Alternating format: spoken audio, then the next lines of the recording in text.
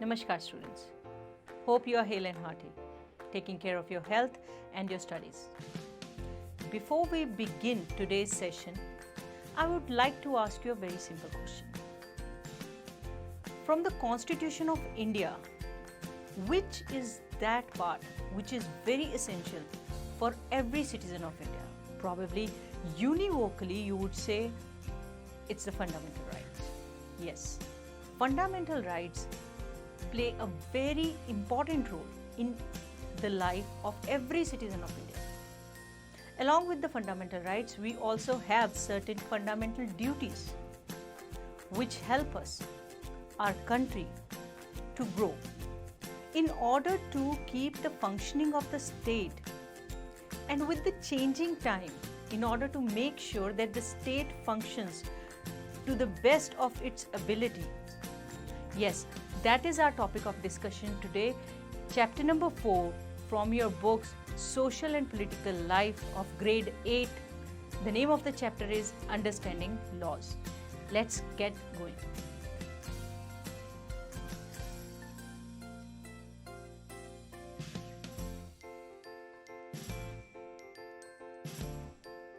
Law commonly refers to a system of rules created and enforced through social or governmental institutions to regulate behavior. With its precise definition, a matter of long-standing debate, it has been previously described as a science and an art of the justice.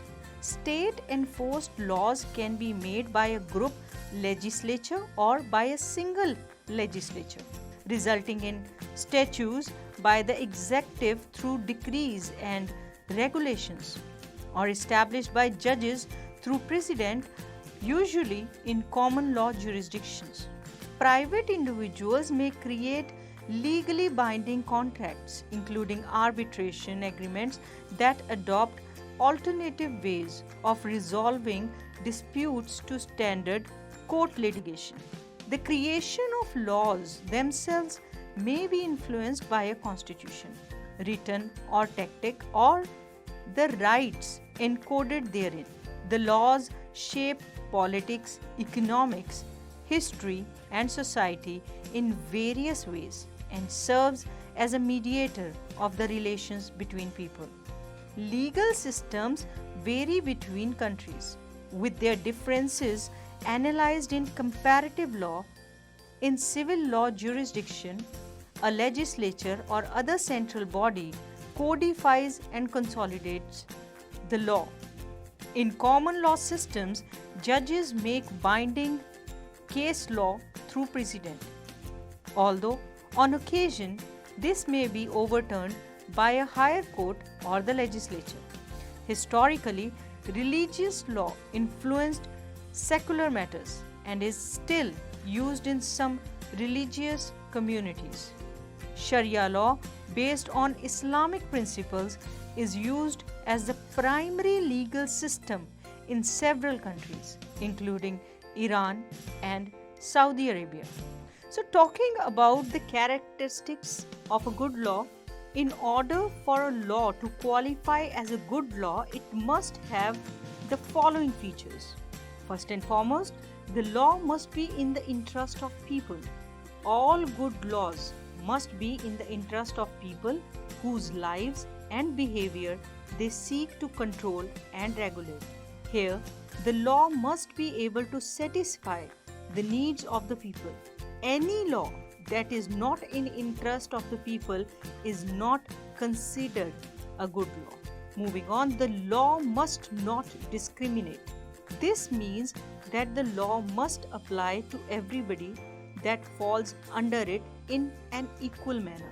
Nobody should be above a good law. A good law does not discriminate. In the eyes of a good law, everybody is equal.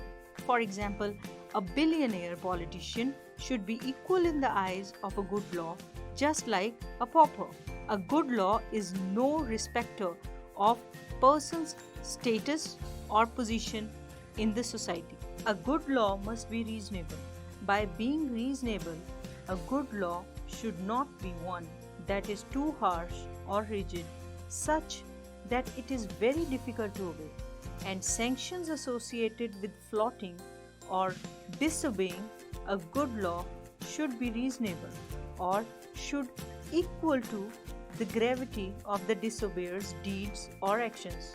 This is what is meant by the statement, a good law should be reasonable. A good law should be able to be enforced.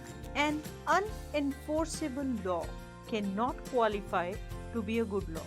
Before any law can be said to be a good law, then it must have the capability of being enforced. When a person flouts a good law, the person should be able to be sanctioned appropriately in order to deter others from also breaking it. A good law should be made known to the people who are going to be ruled by it. All good laws are publicized in order that the people get to know about it. Since ignorance of the law is no excuse, a good law must be made known to the public so that the public is aware of that there is such a law in existence and the consequences of breaking the law. Laws should not suppress the people. Any law that seeks to suppress or intimidate the people is not a good law. So, do laws apply to all? Let's see. As there should be no arbitrary exercise of power in independent India, therefore, the members of the Constituent Assembly instituted several provisions in the Constitution that would establish the rule of law. All persons in independent India are equal before the law. All laws apply equally to all the citizens of the country, and no one can be above the law. That means the law cannot discriminate between persons on the basis of their religion, caste, or gender. Any crime or violation of law has a specific punishment. In ancient India, there were innumerable and overlapping local laws which did not apply equally to all. The punishment of the same crime varied depending upon their caste background, with lower caste being more harshly penalized or punished. Members of the Constituent Assembly were agreed there should be no arbitrary exercise of power in independent India. To establish a law, they instituted several provisions in the Constitution. The British colonists introduced the rule of law in India. Historians have disputed this claim as the colonial law was arbitrary. The Indian nationalists played a prominent role in the development of the legal sphere. The British law of the Sedition Act of 1870 set a perfect example of the arbitrariness. Under this act, a person protesting or criticizing the British government could be arrested without due trial. Now, how this entire act came into being? The section related to sedition initially had its place in the code as Section 113. When Thomas Babington Macaulay drafted the Penal Code in 1837, however, for reasons unknown, it was omitted from the actual code. It was finally added in 1870 on the suggestion of James Stephens. At the time handling legal issues in the colonial government of India due to increasing Wahhabi activities and fearing that Muslim preachers would incite religious war in the Indian subcontinent. The Raj introduced this section under the title Exciting Disaffection. The then British government in India feared that Muslim preachers on the Indian subcontinent would wage a war against the government, particularly after the successful suppression of Wahhabi or Waliyullah movement by the British. The need was felt for such law. Throughout the Raj, this section was used to suppress activists in favor of national independence, including Lokmanya Tilak and Mahatma Gandhi, both of whom were found guilty and imprisoned. The section kept drawing criticism in the independent India as well for being a hindrance to the right to free speech. Moving on, Indian nationalists began protesting and criticizing the arbitrary use of authority by the British. They began fighting for greater equality and wanted to change the idea of law from a set of rules that they were forced to obey to law as including ideas of justice. So by the end of 19th century, the Indian legal profession began emerging and demanded respect in colonial courts by using laws to defend the legal rights of the Indians. Indian judges began to play a greater role in decision making. With the adoption of the constitution, laws for the country began to be made by the representatives. Every year, representatives pass new laws as well as revise the existing ones.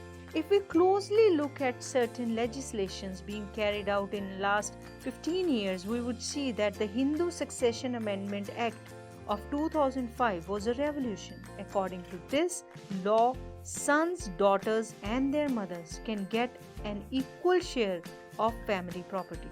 It came as a revolution. In 2019, many legislations brought breath of a fresh air, like the Jammu and Kashmir Reorganization Bill in 2019. The bill was introduced on August 5th by Minister of Home Affairs Mr. Amit Shah in the Rajya Sabha. It aimed to reorganize the state of Jammu and Kashmir into Union Territory of India by revoking Article 370 in the state. After the bill, all provisions of the Constitution as amended from time to time without any modification or exception shall ask to the state of the JNK. The Motor Vehicle Amendment Bill in 2019 brought serious changes. The bill sought to amend the earlier Motor Vehicle Act of 1988 regarding road safety. It was introduced in the Parliament by Minister of Road Transport and Highways Shri Nitin Gadkari ji. The Act provides a list of penalties regarding violation of road safety rules as well as standards that have to be maintained. The Code of Wages 2019. This bill aimed to regulate wage and bonus payments of all the employments where it's industry, trade or manufacture.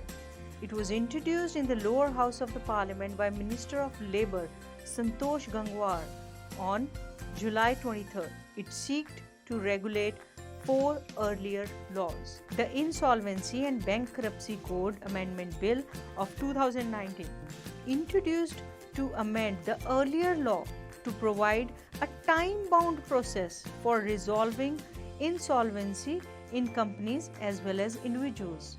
It was introduced in Rajya Sabha by the Minister of Finance Srimati Nirmala Sitharaman on July 24th. Citizenship Amendment Bill 2019. The bill aimed to grant citizenship to members of Hindu, Christian, Sikh, Buddhist, Jain and Parsi communities who have come to India from Pakistan, Bangladesh and Afghanistan till 31st December 2014. The government has also said that this new act will be followed by the National Register of Citizens. So talking again about Hindu Succession Amendment Act of 2005, according to this law, sons, daughters and their mothers can get an equal share of family property. So how do new laws come about? The Parliament has an important role in making laws. An important role of Parliament is to be sensitive in the problems faced by the people. The issue of domestic violence was brought to the attention of Parliament and the process adopted for this issue to become law. The Protection of Women from Domestic Violence Act 2005 was implemented to protect women from being abused and injured by men. In the same manner, to the rescue of Muslim women, an act of 2019 under which the Muslim Women Protection of Rights on Marriage Act 2019 is an act of Parliament of India criminalizing triple talaq. In August 2017, the Supreme Court of India declared triple talaq, which enables Muslim men to instantly divorce their wives to be unconstitutional. So, going back to domestic violence, the injury or harm caused by an adult male to his wife, the role of citizens is crucial in helping Parliament frame different concerns that people might have into laws. From establishing the need for a new law to its being passed at every stage of the process, the voice of the citizens is a crucial element which makes the work of Parliament more accessible and transparent. Now, let's talk about some unpopular and controversial laws. Sometimes a law can be constitutionally valid and legal, but it can continue to be unpopular and unacceptable to people because they feel that the intention behind it is unfair and harmful. People might criticize the law, hold public meetings, write about it in the newspaper, report to the TV news channels, etc. In a democracy, citizens can express their unwillingness to accept repressive laws framed by the parliament. When a large number of people begin to feel that a wrong law has been passed, then there is pressure on the parliament to change it. If the law favors one group and disregards the other, it will be controversial and lead to conflict. People who think that the law is not fair can approach the court to decide. The court has the power to modify or cancel laws if it finds that they do not adhere to the constitution. In India, role of citizens does not end with electing representatives. They also analyze the work done by MPs and criticize their actions if needed. Therefore, it is stated that people in a democratic country have the right to protest against the unjust laws. We have three types of law. Criminal law. It is to protect people from deliberate or reckless harm. Laws directly written to limit people's behavior to keep society orderly and safe. Next is civil law. Civil law is to find remedies when two people come into conflict when there is no law broken. Last but not the least is public law. Under public law is to guide people's actions in order to be fair and equitable to everyone. We have constitutional law, administrative law, and statutory law. So, in the end, we can just say that it is the extent, involvement, and enthusiasm of people that helps Parliament perform its representative functions properly. A good law becomes a great law when the citizens abide it with all their heart. I hope this was a fruitful session for you. So let's try to analyze what we have learned out of it. So on your screens you can see a statement and there are 4 options to it. You have to pick the correct option. So when did the Protection of Women from Domestic Violence Act come into effect? Was it 2006, 1990, 2001 or 2005? Yes, it is 2005 when the Protection of Women from Domestic Violence Act came into effect. Moving on, a bill finally becomes an act after the assent of President, Prime Minister, Supreme Court or the Speaker. A bill finally becomes an act after the assent of His Highness the President of India. When was the Sedition Act passed? Was it in 1870, 1860, 1919 or 1858? It was passed in 1870. Very good. Abuse of the women includes economic abuse, sexual abuse, verbal abuse or all of these. Yes, any kind of abuse, be that economic abuse, sexual abuse or verbal abuse, become a part and parcel of abuse to the women. So the answer is 4th, all of these. So now you can see 2 boxes on your screens. You have to match the statement with the correct box. So the Sedition Act, it was passed in 1870. Protection of Women from Domestic Violence Act, It was passed in 2006. RALT Act. RALT Act was passed in 1919. Controversial laws lead to conflict. So let's do some fill-ups. All persons in independent India are dash before the law, equal before the law. The colonial law was arbitrary. Indian judges began to play a greater role in making decisions. The role of citizens is crucial in helping the parliament frame different concerns that people might have into laws. In order to make a nation great, it's a two-way process. When the laws are made, we should abide by them religiously. Together we can and we will make a difference. Yes, that should be the motto all of us should follow. With more videos, we'll be back. Till then, stay safe, stay healthy, and keep studying. Namaskar.